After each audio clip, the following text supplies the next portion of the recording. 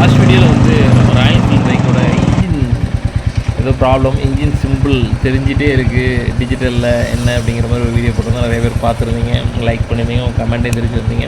எனக்கே அந்த பைக் வந்து இப்போ கொஞ்சம் கடுப்பாக தான் இருக்குது. வாங்கி ஒரு மாதத்தில் 1008 ரிப்பேரு லொட்டு லொஸ்க்குங்கிறதுல கொஞ்சம் மனசு கஷ்டமாக தான் இருக்குது. இருந்தாலும் ராயல் என்ஃபீல்டு ரொம்ப பிடிக்கும். ஓகே, இந்த டாப்பிக்கில் இந்த வீடியோவில் நம்ம எதை பற்றி பார்க்க போகிறோன்னா, நம்ம மோட்டோவால்ட் அர்பன் பைக்கை பற்றி தான் பார்க்க போகிறோம்.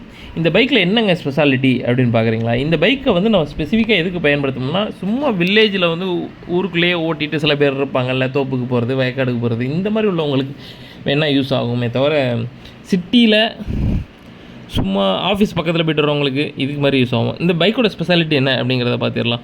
இந்த பைக்கு ஒரு டைம் நீங்கள் சார்ஜ் போட்டிங்கன்னா ஒரு 120 கிலோமீட்டர் வரையும் போய்ட்டு வரலாங்க. ஒரு 4 to 5 ஹவர் வரையும் அந்த சார்ஜ் நிற்கும் அப்படிங்கிற மாதிரி சொல்கிறாங்க. ஸ்பீடு எவ்வளோ அப்படி கிடைக்கும் அப்படின்னு பார்த்தா ஒரு 25 கிலோமீட்டர் பெர் ஹவர் தான். ரொம்ப ஸ்லோவாக தான் போகும் அந்த பைக்கு. அதுக்கு தான் நான் சொன்னேன், ரூரலில் ஓட்டுறது இது ஓகே, சிட்டிலலாம் ஓட்டுறது ரொம்ப டஃப்பு தான், நடந்து போகிறோன்னே முன்னாடி போயிடுவோம் அந்த மாதிரி இந்த பைக்கு.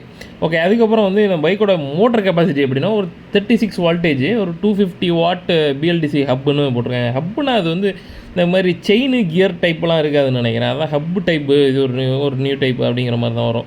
3 இயர் வாரண்டி கொடுத்துருக்காங்க மோட்டருக்கு, பரவாயில்ல. பெடல் நம்ம ஆக்சுவலாக வந்து பெடல் இருக்குது இதில் வந்து. நம்ம சப்போஸ் வந்து சார்ஜ் இல்லாமல் டவுன் ஆகிருந்துச்சுன்னு வச்சுக்கோங்களேன், ஈஸியாக பெடல் பண்ணிட்டு வந்துடலாம். இது ஒரு அட்வான்டேஜும் இருக்குது. அதனால தான் நான் ரூரல் சொன்னேன். இது சிட்டிக்குள்ளே கொஞ்சம் டஃப் தான் ஆக்சுவலாக. அடுத்து வந்து இதில் இருக்க அட்வான்டேஜஸ்னு பார்க்குறதுக்கு முன்னாடி அட்வான்டேஜஸை பார்த்துருவோம். இன்னும் அட்வான்டேஜஸ் இருக்குது. ஈஸியாக பேட்டரியை ரிமூவ் பண்ணிக்கலாம், கொஞ்சம் கையை அடக்கமாக தான் இருக்கும் போல். அதுக்கு மட்டும் இல்லாமல் லைசன்ஸ் கிடையாது இதுக்கு. லைசன்ஸ் தான் தேவை அப்படிங்கிற மாதிரிலாம் இல்லை, லைசன்ஸ் தேவையில்லை இதுக்கு.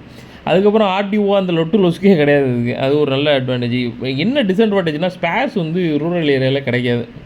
இது ஆனால் ரூரல் ஏரியாவுக்கு இது ஏற்ற பைக்கான ரூரல் ஏரியாவில் ஸ்பேர்ஸ் கிடைக்காது. இந்த பைக்கோட ரேட்டு பார்த்தீங்கன்னா ஒரு அப்ராக்சிமேட்டாக 47K to 50K வரையும் வருது. இந்த பேட்டரி சப்போஸ் பேட்டரி போயிடுச்சு, ஏன்னா அப்ராக்சிமேட்டாக பேட்டரி வந்து ஒரு 3 to 5 years வரையும் தான் போட்டிருக்கான், வரும்னு சொல்லியிருக்காங்க.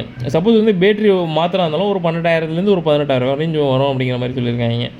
இந்த 36 வால்டேஜ் பவர் சப்ளையை வச்சுட்டு நீங்கள் வந்து ஹில் ஸ்டேஷன்லாம் பெரிய பெரிய ஹில் அந்த மாதிரி இடத்துலலாம் ஏற முடியாது. ஏன்னா கம்பேர் டு ஓலா பைக்கெலாம் வந்து வால்டேஜ் பார்த்திங்கன்னா ஒரு 51 வால்டேஜ், அதுதான் அந்த பவர் சப்ளையை வந்து உங்களுக்கு கொடுக்குது. அதை வச்சு தான் அது வந்து ஒரு ஹில் இதிலெல்லாம் ஏறுற அளவுக்கு ஒரு கெப்பாசிட்டி அந்த பைக்கில் இருக்குது. இந்த பைக்கில் அந்த கெப்பாசிட்டி இருக்கான்னு பார்த்தா கண்டிப்பாக இல்லை. ஏன்னா இதில் வந்து அது வந்து இந்த பைக்கில் வந்து இந்த மோட்டரில் வந்து இது கிடையாது, அது மாதிரி செயின் கிடையாது, ஹப் மாதிரி தான்